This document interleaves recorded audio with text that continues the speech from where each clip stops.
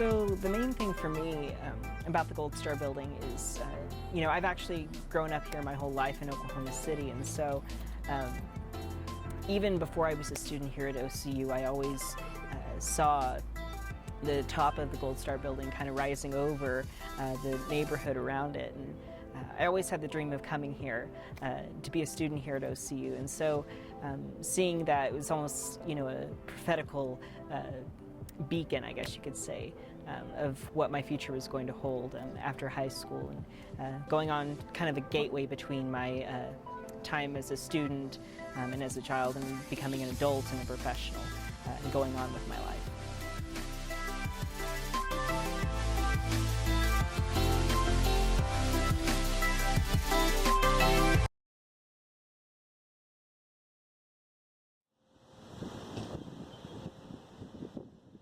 So when students actually come here and they're here for the first time, the Gold Star building, they actually get to move into it. They actually get to experience it as full-time students. So whether they be honor students or religion students or even theater students, all of them will be sharing this space on a long-term basis. But even if you want to meet with one of your theater professors, or if you're just even a business student taking a religion course, this is where you would go to meet your professor.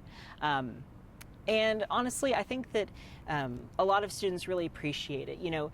Every university has some new buildings that they're really proud of that are high tech. They also have those old buildings that have real sentimental value, and the Gold Star is definitely one of them. So I think it has a lot of real purpose here on our campus. You go inside and you can still, it has a certain smell to it that just kind of smells like the 1950s, honestly. It's an older building. She's an old lady.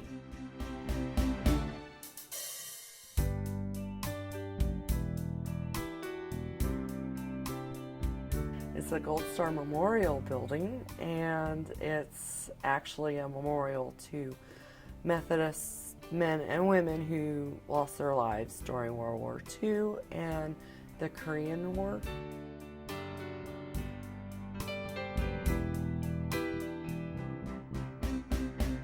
The term Gold Star actually comes from the Gold Star mothers. They would be the families of men and women, service people who were killed during wartime. If they were serving overseas, people used to put a blue star in their window, and if they saw that the star had changed color to gold, then they knew that that family member had actually been killed in action.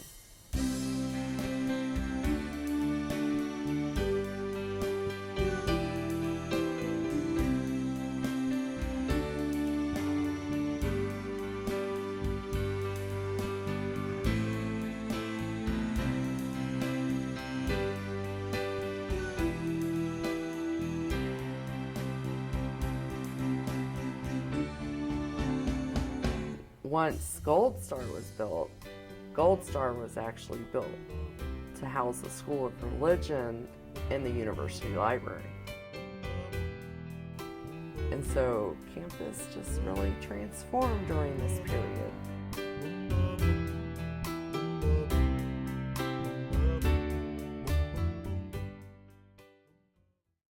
Later on in 1979, the School of Law moved into there.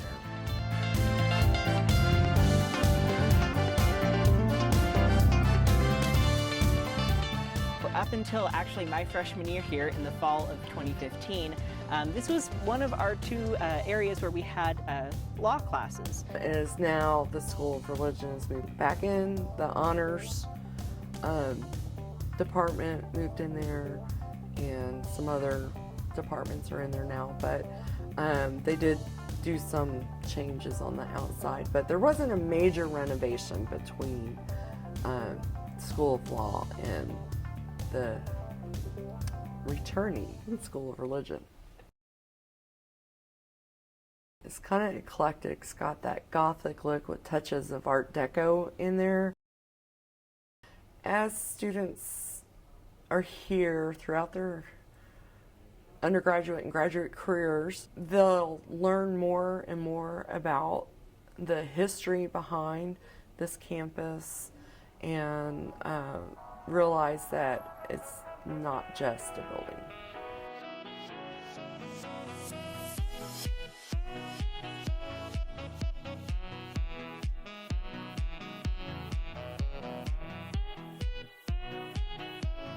What I know about the Gold Star building is that it used to hold the law school in it, and it now currently holds the religion school and the theater school, and that's it.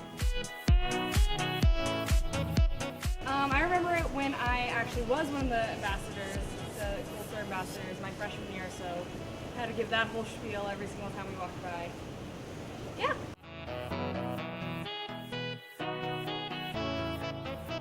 I know about the miscarving on the top because it says it was the religion library, but it never was the religion library. And now it's where the School of Religion is, but it's not a religion library. And it's also where the School of Theater is and the ballet. OKC Ballet has some offices in it. I would use it to cut through to get to my dorm freshman year from the dance school instead of going around. That's about it. Yeah. We had to install this because students were just coming on up. They felt like it. Yeah, so when did you install it? It's been about, I think about a year now. One night, pretty late at night, we were sort of joking around and we decided we were going to go climb the Gold Star. And it was under construction at that time. So it was completely inaccessible. And I mean, there was caution tape around it and dirt everywhere. So there was no way we should have been in there. But earlier that day, we had gone around the baseball field and collected all the spare baseballs. I don't know why. But we had all of those, and this girl, Jaden, had unraveled them. And if you don't know, inside of a baseball is it's full of string surrounding a rubber ball. And so she used that string to tie around the lock of the Gold Star, the Gold Star building, and we broke into the building, which is terrible. Well, this always had locking systems, but they would always break them. Yeah. Or try to jimmy up. I mean, you can come and see all of the different ways they try to secure the door. I got a text from my friend Quinn, who was one of the people who bailed earlier. So he was downstairs and he said, "Zoe, the police are coming." And that's a terrifying text to receive. And so we started heading down, and about 2/3 the way through, we run into Officer Wen. And he basically just asked us if we were students, what we were doing here, and he asked us are you aware that this place is under construction? Are you aware that you're trespassing? And we were just sort of oh crap, nope. Have you heard the rumors about, or I guess they're probably true stories about kids watching girls sunbathe? From the top of the Gold Star? Yeah. Heard about it, yeah. We used to allow sunbathing at the top of Walker Hall because it was obviously the tallest point on campus that people could access. And people would go to the top of the Gold Star and see otherwise. I don't do super well with heights, and so I tried not to look down too much. But yeah, it's a cool experience. I wouldn't recommend doing it when you can get in trouble with the police, but it is a cool experience. You guys ready? Yep. All right.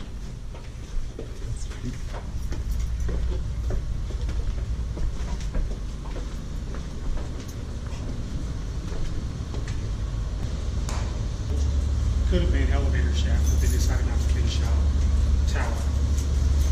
Part of the plan was to finish it out with offices, things of that nature. So was this space ever used for anything? No. None of this, as we go up, was ever used for anything.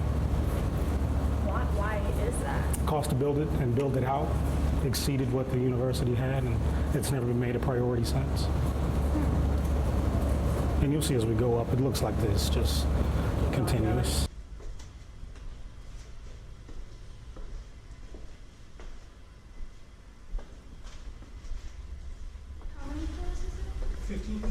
18, I think. One thing you'll notice is these lights shine on each window. And we have the ability to light the tower up at night.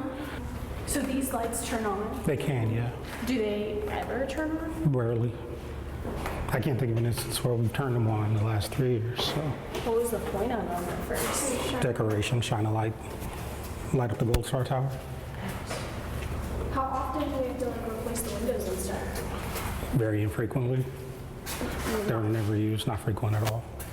It really just depends on whether or not they're damaged for some reason, hail primarily.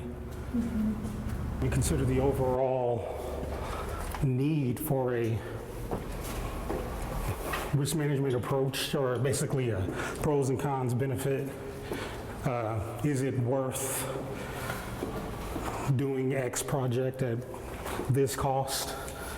What's the benefit to the university from a reputational perspective, things like that. It's always been an interest of mine. It's like the first thing that you see when you're rolling up here for the first time. I'll never forget, I'm from Las Vegas, so I've never seen anything like it.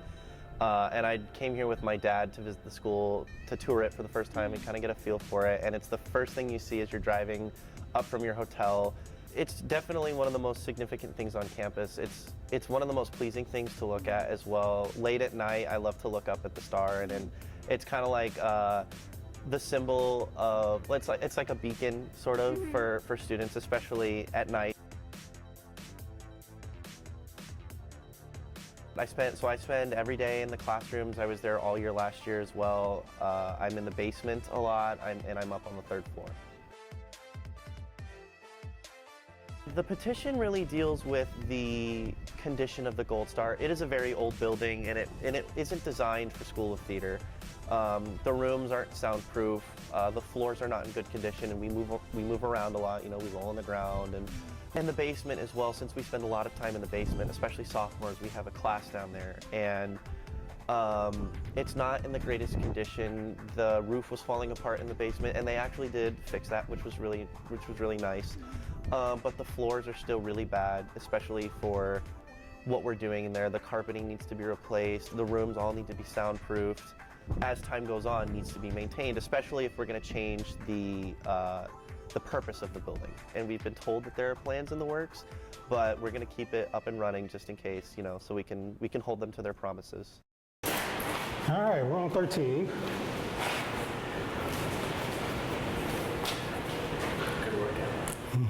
We're not done.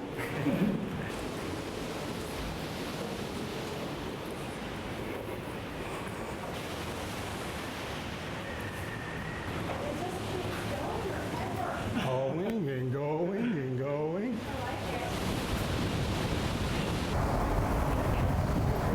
Yeah, I'm ready.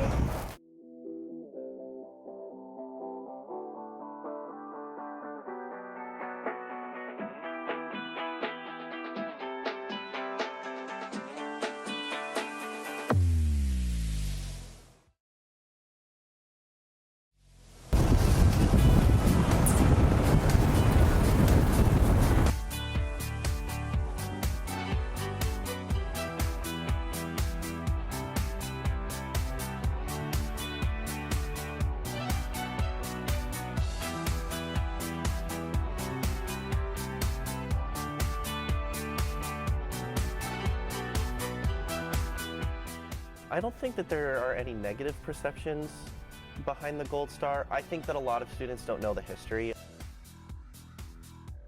It has a lot of character, and clearly it has a lot of history, but I think there are ways to preserve that, and I think there are ways you can improve upon that without getting rid of, you know, the history that it has. I'm actually a 4th generation Oklahoman and a 3rd generation OCU student. So in all 3 times when my grandpa was here, when my mom was here, and of course now that I'm here, the Gold Star building has been here through the test of time that we all 3 have been here. Hopefully, you know, things like this project will bring it out as they walk in the building and see, hey, what's that plaque there? And actually come to understand what the building itself stands for. And that the star isn't just there as because we're Oklahoma City Stars. It's actually a gold star, a memorial to people who died for us.